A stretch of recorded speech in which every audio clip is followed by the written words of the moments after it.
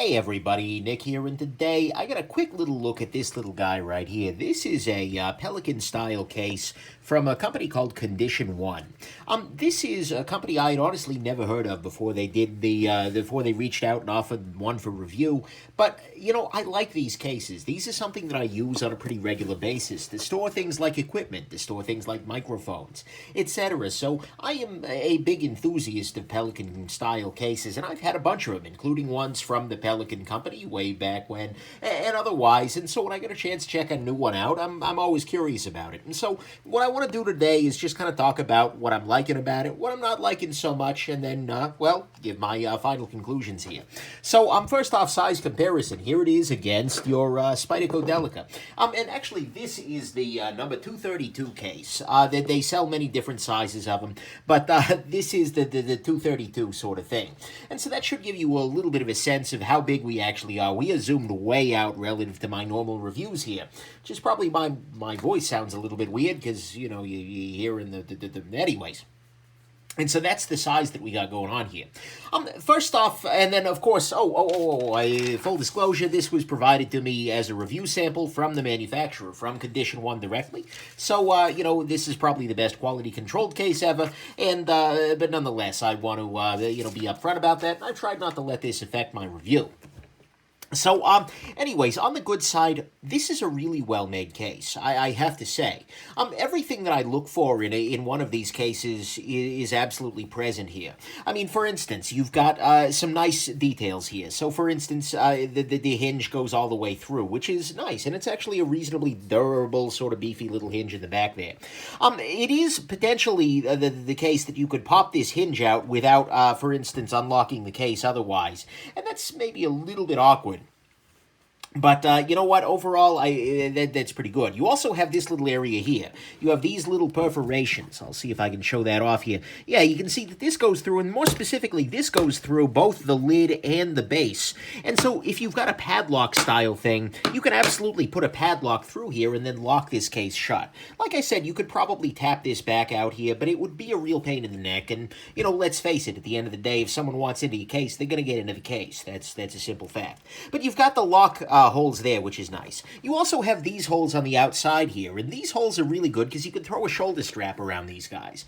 And especially for some situations, you've got a bunch of these on you, and it's nice to be able to, you know, have more cases on you than hands, although generally you want a bigger case anyways. So that's good. Overall, the seals and whatnot seem to work very nicely here, and actually I'll pop it open so you can see what's going on in here. I'm actually using this little guy for containing my audio, my home recording sort of setup here.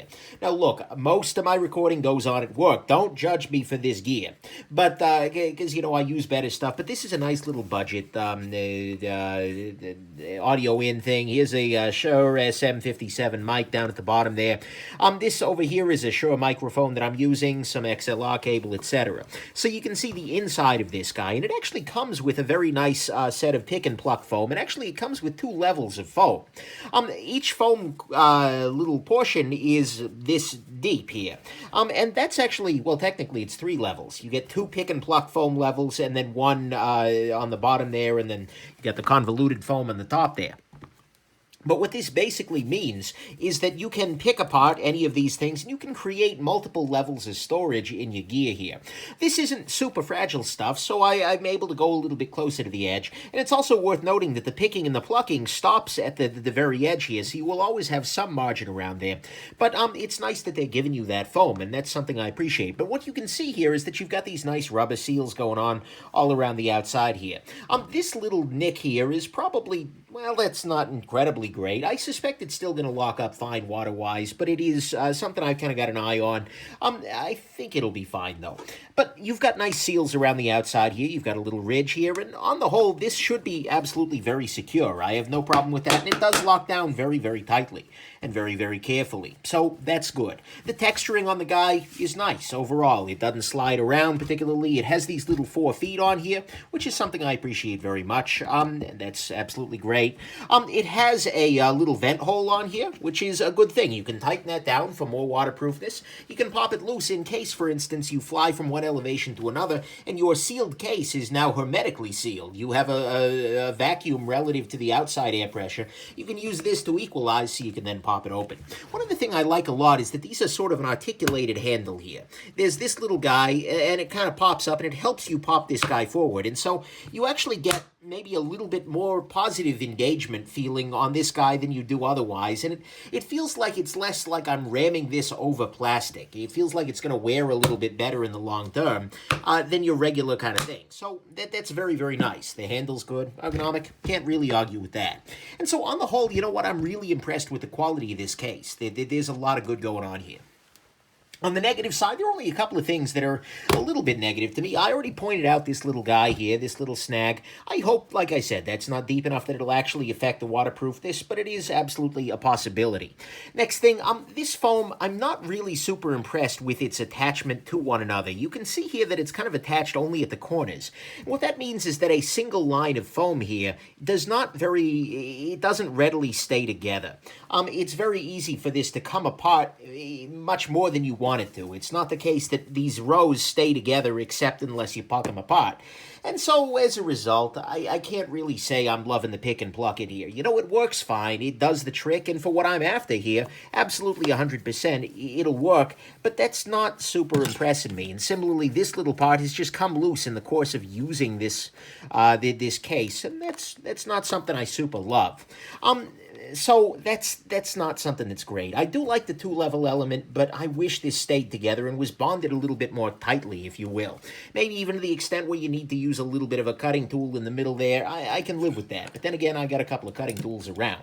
Let's be real here. The only other thing that I got to comment on is that on the bottom here, the foam at the very bottom level is very, very thin. Let me see if I can expose some of it real quick so you can take a look. Yeah, this is the thickness of the foam down there at the bottom. That's not super impressive. And so what is on the bottom layer there is really not super well protected. On the top here, you've got some nice thick convolutional foam that's really attached pretty very well. Yeah, I guess that works, right? It's attached pretty very well. But on the bottom there, whatever's down there is a little bit more vulnerable. Luckily, what I've got down there is a microphone that's meant for rock stars to throw it against the stage and whatnot, so I'm not super concerned with it. But it is absolutely something that, well, that's a little bit more vulnerable than I'd like to see it. And then finally, this little outer ring here, I'd like to see that maybe be a little bit thicker. It's worked out well for me because I'm kind of right at the edge of the, I've got this case more full than I think maybe it should be on a general basis.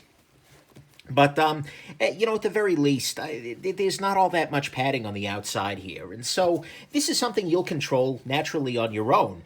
For instance, if you only use one layer, you'll have a lot of padding. And if you use something smaller in the center here, you'll get a lot more. But, you know, aside from that, honestly, I'm really impressed with this little case. And I wouldn't really hesitate at all if I were going to be picking up one of these guys, to pick one of these guys up. More specifically because the price on these is really good.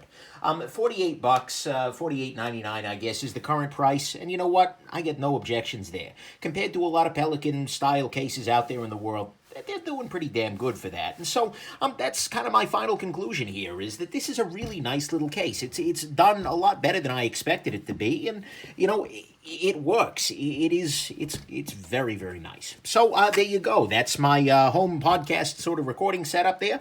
And that's a Condition 1 safe, little Pelican casey sort of thing. Hopefully this has been interesting to you and that you enjoyed this review just in case. Have a good one, everybody. Bye now.